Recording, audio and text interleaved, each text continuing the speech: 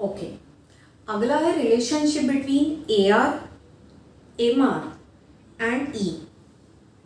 तो ये रिलेशनशिप कैसा है? Marginal revenue is equal to P into the bracket 1 minus 1 upon E। So that is nothing but marginal revenue और price और elasticity के बीच का रिलेशनशिप।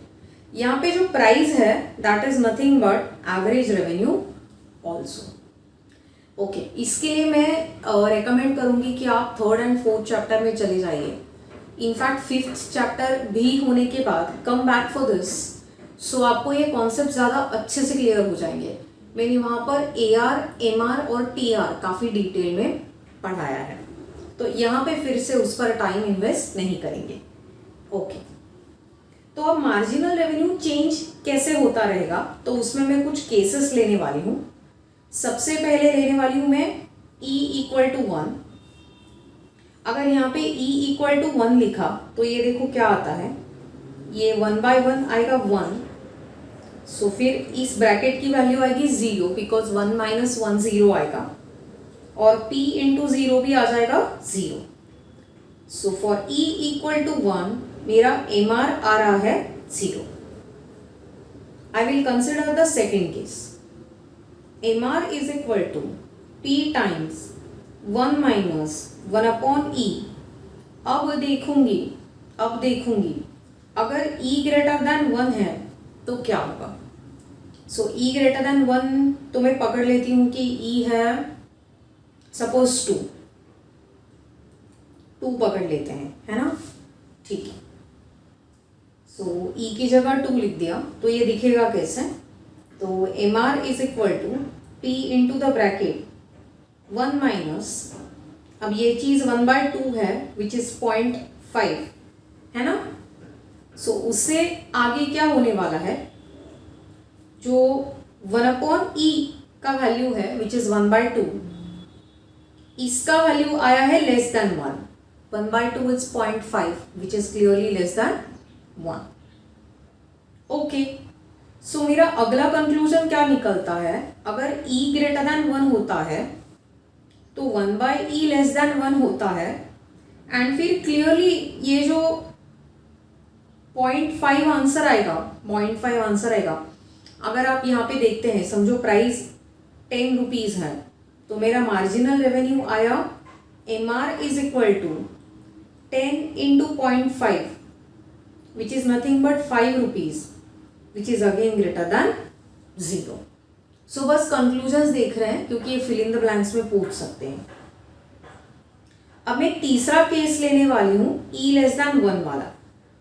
सो तीसरा केस फॉर्मूला वही होगा, हम E लेस देन 1 लेने वाले हैं।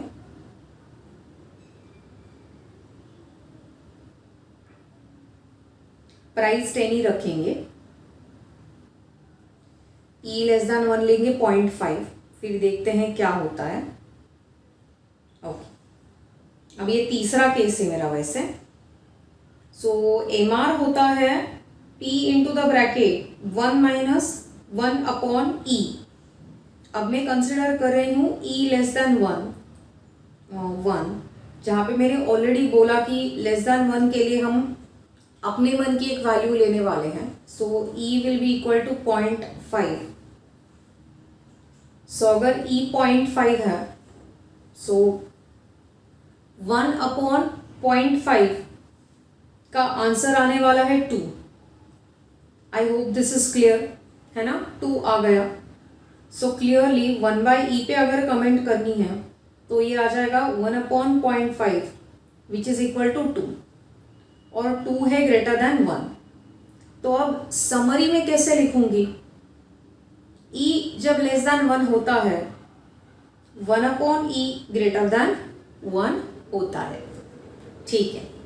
प्राइस हमने ऑलरेडी डिसाइड किया है कि 10 लेंगे, तो रिवीजन में कैसे दिखेगा, 10 टाइम्स, अब क्या होगा 1 माइनस 2 आ रहा है ना, बिकॉज 1 अपॉन E मेरा क्या आया 2। अब 1 माइनस 2 आ रहा है -1, and 10 into -1 is -10, and clearly it is also less than 0, क्योंकि नेगेटिव वैल्यू क्या होती है, लेस देन 0 होती है। ठीक है, अब आखिरी वाला चांस, अगर E is equal to infinity है, E is equal to infinity, चलो तो E is equal to infinity है तो क्या करेंगे, इंफिनिटी का मतलब क्या है, बेसिकली एक बहुत बड़ा नंबर, बहुत मतलब बहुत बड़ा नंबर। तो देखते हैं फॉर्मूला कैसे मॉडिफाई होगा। mr is equal to p into the bracket 1 minus 1 upon E. अब इंफिनिटी मतलब बहुत बड़ा नंबर, सो 1 को बहुत बड़े नंबर से डिवाइड करेंगे तो आंसर बहुत ही छोटा आएगा। सो इन शॉर्ट अगर e इंफिनिटी है तो 1/e 0 आएगा, बहुत छोटा यानी कि 0 आएगा, है ना। 1 को बहुत बड़े नंबर से डिवाइड करेंगे तो ऑटोमेटिकली आपका क्या आएगा, 1/e इज इक्वल टू 0। फिर तो ये 0 आ गया, प्राइस 10 ही रखेंगे, तो अब मेरा मार्जिनल रेवेन्यू क्या आया, that is equal to 10 which is also equal to price. So for e equal to infinity 1 upon e is equal to 0 and mr is equal to price, जो इस सिचुएशन में है equal to 10। So I hope this is clear. So marginal revenue का मतलब क्या है, एक additional unit बेच के मुझे क्या मिलता है। तो अब तक की समरी मुझे बताती है कि अगर e ग्रेटर देन 1 वाली सिचुएशन में हम काम करते हैं, e ग्रेटर देन 1 वाली सिचुएशन में हम काम करते हैं, तो अपनी नोटबुक में देखिए, मैंने थोड़ी देर पहले समझाया था, अगर e ग्रेटर देन 1 होता है तो 1 अपॉन e लेस देन 1 होता है। एक बार और समझा देती हूँ। सो e ग्रेटर देन 1 पकड़ा था हमने, उसके लिए e इक्वल टू 2 लिया था, तो 1 upon e was 1 upon 2 which is 0.5, ये लेस देन 1 होता है, तो मार्जिनल रेवेन्यू will be equal to p into the bracket 1 minus half. अब ये थोड़ी देर पहले समझाया है, अब आपको आना चाहिए, तो ये 0.5 है। अब p हमारा 10 है इंटू 0.5, तो ये आंसर आ रहा है 5 रुपीज। ओके, सो किसी ने भी या किसी भी फर्म ने e ग्रेटर देन 1 में एटलीस्ट ऑपरेट करना चाहिए, क्योंकि उसके लिए मार्जिनल रेवेन्यू पॉजिटिव आ रहा है। अगर मार्जिनल रेवेन्यू नेगेटिव आता है या फिर 0 आता है तो उसका क्या इंटरप्रिटेशन है। मार्जिनल रेवेन्यू 0 आता है का मतलब है एडिशनल यूनिट बेच के आपको कोई फायदा नहीं हो रहा है एंड आपने ऐसी सिचुएशन में काम नहीं करना चाहिए। अगर मार्जिनल रेवेन्यू नेगेटिव आ रहा है उसका मतलब है एडिशनल यूनिट बेचकर आपको फायदा नहीं बल्कि नुकसान हो रहा है। तो आपके फायदे की बात कहाँ से चालू होगी, जब आपका होगा e ग्रेटर देन 1। सो ऐसे लेवल ऑफ आउटपुट को अचीव करना चाहिए जहां पर प्राइस इलास्टिसिटी क्या है, e ग्रेटर देन 1 है, सो दैट हमें मार्जिनल रेवेन्यू क्या मिलेगा, पॉजिटिव मिलेगा। सो ये इस पर्टिकुलर टॉपिक का समरी है। चलो अब चलते हैं importance of elasticity of demand में, यानी कि ये जो डिमांड है ये कुछ फैक्टर्स की वजह से जो चेंज होता है which we have already studied. तो इसका फायदा हमें क्या होता है, हमने क्यों पढ़ना है कि डिमांड को कौन कौन सी चीज अफेक्ट करती है, वो हम पढ़ने वाले हैं। The first one is business decision. We just saw के that level of output must be achieved जहां पर e is greater than 1, because only if e is greater than 1 your marginal revenue will be positive, which means you are earning some amount of benefit after selling one additional unit of a particular product. So ऐसे business decisions में it's very very helpful. अगर demand ज़्यादा elastic है तो price हम कम decide करेंगे, कम रखेंगे। ऐसा क्यों है, बहुत प्राइस सेंसिटिव जब प्रोडक्ट होता है ना, तो थोड़ा भी प्राइस बढ़ाने पर कस्टमर प्रोबेबली हमारा प्रोडक्ट ना खरीदते हुए किसी और का प्रोडक्ट खरीद लेगा, और ऐसे समय में प्राइस बढ़ाना will not be a very good idea, because in that case we are encouraging our own customer to buy someone else's product by selling our existing product at a little higher price. I hope this is clear. तो हम ज़्यादा elastic demand है तो कम price करेंगे, कम price रखेंगे, और अगर उल्टा है कि लेस इलास्टिक डिमांड है कि कस्टमर प्राइस को लेके उतना कंसर्न नहीं है, जैसे फॉर एग्जांपल आपके कोई समोसे की शॉप है, किसी क्लास के नज़दीक है, and students just love your samosa, तो आसपास की जॉइंट्स में अगर 12-13 रुपये में भी समोसा मिलता है और आप 15 में भी बेचते हो, तो भी क्राउड प्राइस सेंसिटिव ना होने के कारण या कम प्राइस सेंसिटिव होने के कारण आप डेफिनेटली थोड़ा हायर प्राइस रख सकते हो। सो ये इसके पीछे का लॉजिक है। अगला है, अगर आप मोनोपोलिस्ट हो तो क्या बेनिफिट रहेगा।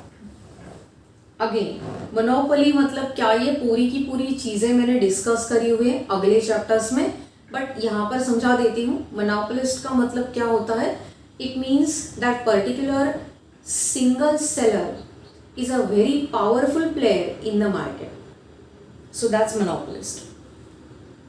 ओके, ये डेफिनेटली हायर प्राइस रख सकता है, क्योंकि ये मोनोपोलिस्ट होने के कारण लोगों के पास कम ही ऑप्शंस अवेलेबल होते हैं and they will come to monopolist only. Determination of factor price. अब फैक्टर प्राइस में क्या क्या चीज़ें आती हैं, फैक्टर्स ऑफ प्रोडक्शन होते हैं, land, labour, capital and entrepreneurship. इनकी प्राइस डिसाइड करने में इलास्टिसिटी, डिमांड इलास्टिसिटी बहुत हेल्पफुल होती है। अब देखते हैं कैसे। अगर आपके प्रोडक्ट का डिमांड इन इलास्टिक है तो आपको प्राइस ज़्यादा मिलेगी। जो लॉजिक यहाँ पर एप्लीकेबल है ना बिजनेस डिसीजन में, the same one is also applicable in point number 3। So in elastic demand है आपके प्रोडक्ट को, यानी कि क्राउड प्राइस सेंसिटिव है ही नहीं, आप हायर प्राइजेस रख सकते हैं, तो ऑटोमेटिकली फैक्टर प्राइजेस का भी जो ट्रेंड है वो अपवर्ड शिफ्टिंग नजर आएगा, यानी कि बढ़ता हुआ नजर आएगा। लेकिन अगर वो प्रोडक्ट जो आप बनाते हैं it is more of price sensitive, तो in that case your factor price will be dropping down. So आपके प्रोडक्ट की elasticity, demand elasticity will decide उस प्रोडक्ट में जो फैक्टर इन्वॉल्व है, जैसे फॉर एग्जांपल मशीन हो या लैंड हो, जो फैक्टर इन्वॉल्व है उसका प्रोडक्ट क्या होगा। If it is more of elastic then factor price is going to be lesser. If the product is less of elastic और less sensitive towards price, then definitely आपके factor price को क्या मिलेगा, ज्यादा प्राइस मिलेगा। अगला है route for international trade. If demand for exports in a country is inelastic,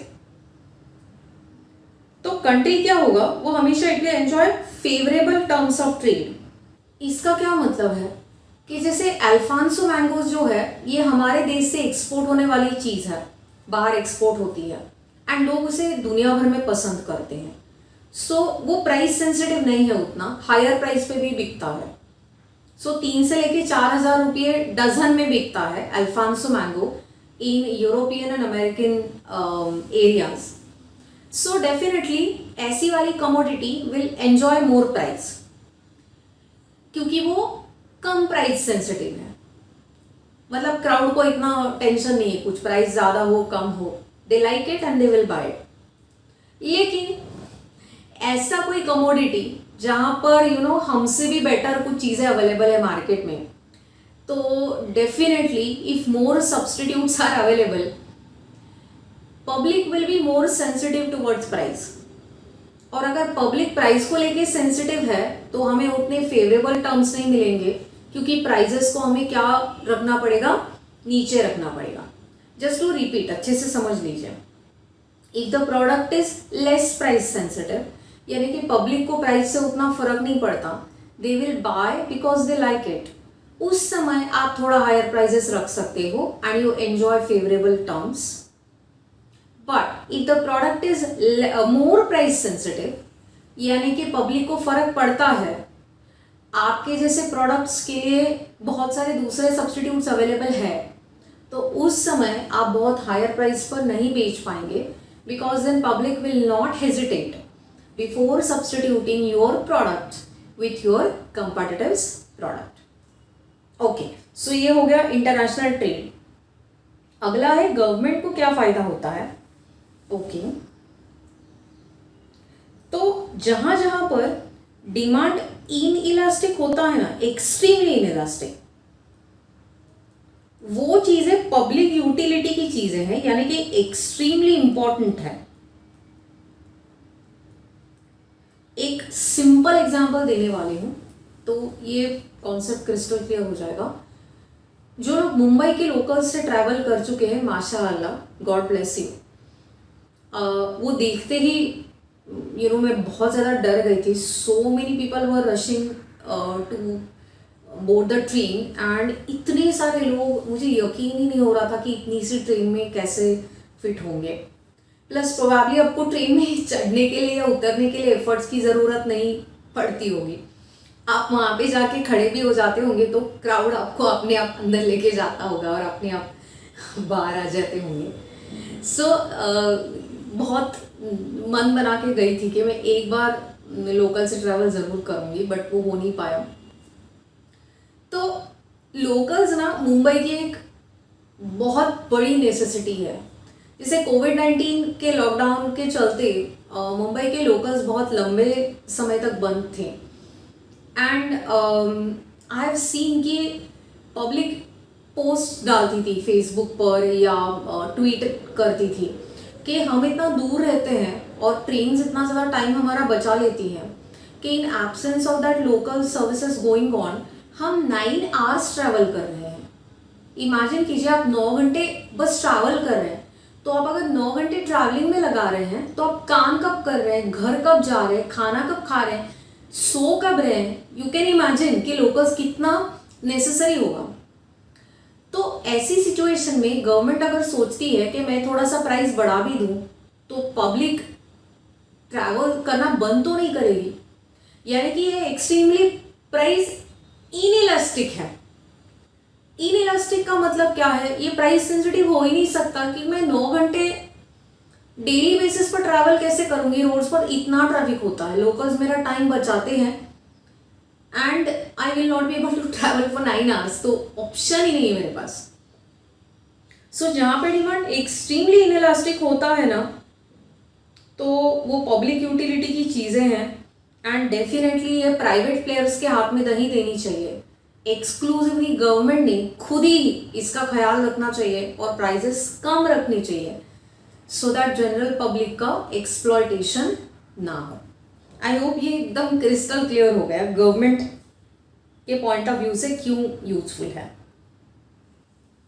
अगला है कि what our factors will actually decide the elasticity of demand, कि उस प्रोडक्ट की इलास्टिसिटी ऑफ डिमांड कौन कौन सी चीज़ें डिसाइड करेंगी.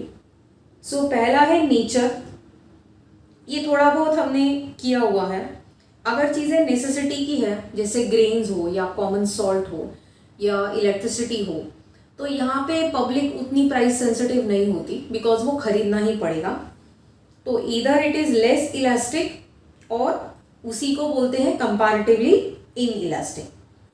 लेकिन अगर लग्जरी की चीज़ें हैं तो वहाँ पे it will be extremely elastic.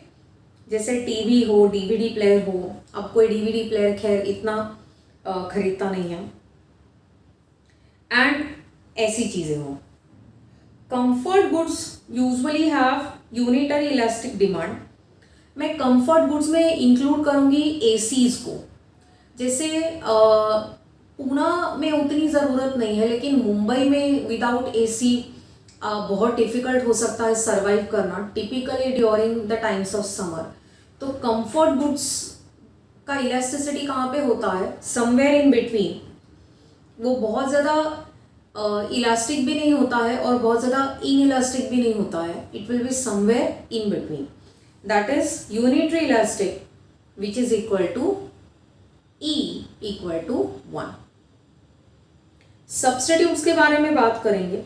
जहाँ पे आपके प्रोडक्ट को बहुत सारे सब्सटीट्यूट्स अवेलेबल है, वहाँ पे you should be very very cautious about the prices, because if you increase the prices, your consumer will not hesitate even once before substituting your product with your competitor's product.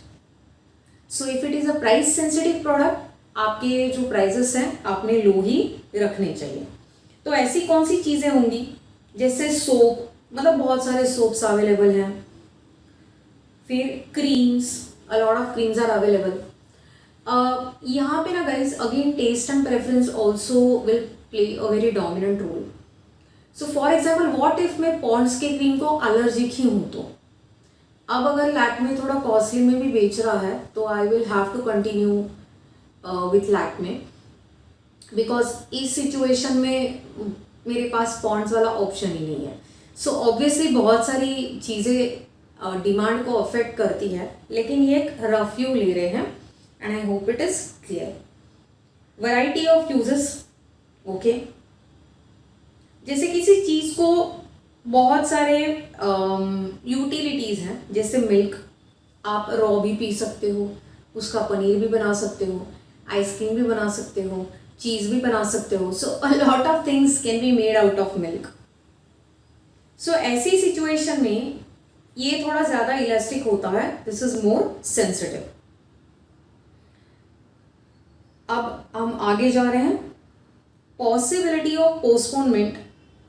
सो जहाँ पे ये करना possible है कि मैं future में खरीद सकती हूँ चीज़, उसे इमीडिएटली खरीदने की ज़रूरत नहीं है, तो उस केस में demand will be elastic. Once again, the commodities whose consumption में be postponed have very elastic demand. जैसे फॉर एग्जाम्पल कोविड-19 के चलते जो लॉकडाउन लगा था, अगर किसी ने लॉकडाउन से पहले सोचा था कि मैं कार खरीद लूँगा, अब लॉकडाउन के चलते और उसके बाद बहुत सारा क्राउड जो वर्क फ्रॉम होम कर रहा है उसकी वजह से कहीं जाने की ज़रूरत ही नहीं है. प्लस ड्राइविंग स्कूल्स भी बंद थे, तो अगर आपको ड्राइविंग नहीं आती है तो वो एक दूसरा इशू है. तो अब इस सिचुएशन में क्या करना पॉसिबल है कि मैं वैसे भी गाड़ी लेके कहाँ जाऊँगा या जाऊँगी, तो देखते हैं सब कुछ जब चालू हो जाएगा तो हम लोग एक नई कार खरीद लेंगे. सो इस केस में कंजम्पशन का पोस्टपोनमेंट करना पॉसिबल है एंड डिमांड इस वजह से क्या है, इलास्टिक है. लेकिन अगर मेडिसिन की मैं बात करूं, जैसे किसी को ब्लड प्रेशर है या डायबिटीज़ है and they are consuming medicine like Ecosprin या मेटफॉर्मिन, तो ये रोज़ लेनी पड़ती है, तो वहाँ पर ऑप्शन नहीं है. उस केस में यू के not postpone the consumption and उनका डिमांड होगा in elastic. I hope this is easy. Next is durable goods. Durable goods के केस में इलास्टिसिटी ऑफ डिमांड कम होता है, यानी कि ये कम सेंसिटिव है, वेर एज पेरिशेबल गुड्स के केस में वो ज़्यादा सेंसिटिव है. जैसे फॉर एग्जांपल फूड या मैं बोलूँ वेजिटेबल्स या फिश, ऐसी चीज़ें, उन केस में it is more sensitive. On that note ये डिमांड यहाँ पर ख़त्म होता है and we are going towards supply. अब देखते हैं सप्लाई का मतलब क्या है. अब स्टॉक एंड सप्लाई में ना बहुत ज़्यादा फर्क है. ऐसा क्यों है, देखते हैं. सप्लाई का मतलब होता है कि it is that part of goods which is available for sale. मतलब क्या, कभी कभी हम शॉप में जाते हैं ना, तो शॉपकीपर बोलता है कि ये वाला आया हुआ है स्टॉक, लेकिन ना गोडाउन में है तो कल सुबह तक आ जाएगा, क्योंकि बहुत बड़े बड़े बॉक्सेस में ये पैक्ड है, तो उसे खोल के सॉर्ट करके यहाँ पर लगाने में कल सुबह तक का टाइम चला जाएगा. तो आया है, कल पक्का आइए. ये कुछ फैमिलियर से वर्ड्स हैं, है ना। तो स्टॉक में है लेकिन सप्लाई के लिए अवेलेबल नहीं है, there is a difference because of the situation. क्या ऐसा है वो बेचना नहीं चाहता? नहीं जी, इस केस में तो ऐसा नहीं दिखता। वो इनफैक्ट बोल रहा है कि कल आप आइए, हम आपको अवेलेबल करके दे देंगे। सो ऑब्वियसली सप्लाई का मतलब होता है वो स्टॉक जो फिलहाल सेलर बेचने के लिए रेडी है। ओके, अब law of supply. Law of demand वैसे क्या था? प्राइस बढ़ने पर क्वांटिटी डिमांडेड कम होता है, keeping other things constant. Supply को अब हम लोग सप्लायर की साइड से सोचने वाले हैं, जहां पर प्राइस बढ़ने पर सप्लायर को लगेगा यार और चीजें सप्लाई करता हूं, अपना बेनिफिट बहुत ज्यादा होगा। So clearly price and quantity demanded में there is a negative relationship, whereas price and quantity supplied में there is a positive relationship और they are positively correlated. So इसमें ग्राफ्स कैसे आते हैं? तो ये क्वांटिटी डिमांडेड आएगा और ये प्राइस आएगा। सप्लाई का ग्राफ ऐसा नहीं आएगा गाइस। सप्लाई का graph will be upward sloping from left to right and demand का graph will be downward sloping from left to right. So I hope आपको यहाँ तक चीज़ें समझ में आई हैं। बाकी के स्टडीज़ के लिए मिलेंगे अगले सेशन में। So thank you so much for now and all.